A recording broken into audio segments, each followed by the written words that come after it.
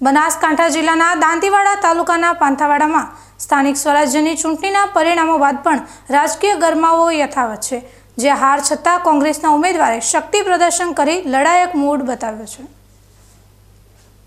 સ્થાનિક સ્વરાજ્યની ચૂંટણીના જંગમાં પાંથાવાડા જિલ્લા પંચાયત બેઠક પર રસાકસી ભર્યો જંગ જોવા મળ્યો હતો, જેમાં કોંગ્રેસના ઉમેદવાર નરેન્દ્રસિંહ દેવડાનો ભાજપના ઉમેદવાર સામે ખૂબ જ નજીવા મતોના અંતરે પરાજય થયો હતો। જો કે આ હાર છતાં નરેન્દ્રસિંહ દેવડાએ હિંમત હાર્યા વગર મેદાનમાં ટકી રહેવાનો સંકલ્પ કર્યો છે। પાંથાવાડા ખાતે પોતાના વ્યવસાય સ્થળે તેમણે એક ભવ્ય આભાર દર્શન સભા અને મીટિંગનું આયોજન કર્યું હતું, જેમાં મોટી સંખ્યામાં સમર્થકો, પક્ષના આગેવાનો અને ગ્રામજનો ઉમટી પડ્યા હતા।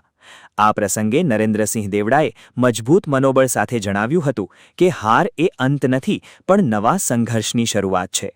તેમણે આગામી સમયમાં પણ પ્રજાના પ્રશ્નો માટે સરકાર સામે મક્કમતાથી લડવાની અને સમર્થકોની મુશ્કેલીમાં ખભે ખભો મિલાવીને સાથે ઊભા રહેવાની ખાતરી આપી હતી।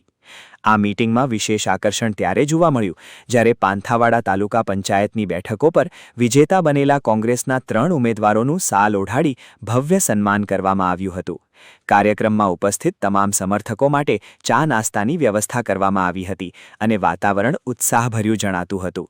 રાજકીય વિશ્લેષકો માની રહ્યા છે કે આ રીતે જાહેરમાં સન્માન અને મીટિંગ યોજીને કોંગ્રેસે પરાજય વચ્ચે પણ પોતાના સંગઠનને મજબૂત રાખવાનો અને કાર્યકરોમાં નવો પ્રાણ ફૂંકવાનો સફળ પ્રયાસ કર્યો છે।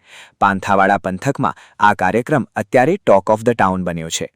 પાંથાવાડા જિલ્લા પંચાયત સીટ પર ભલે સત્તાવાર રીતે પરિવર્તન આવ્યું હોય, પરંતુ કોંગ્રેસના આક્રમક તેવર જોતા આગામી સમયમાં આ વિસ્તારમાં રાજકીય જંગ વધુ તેજ બને તેવા પૂરેપૂરા સંકેતો મળી રહ્યા છે।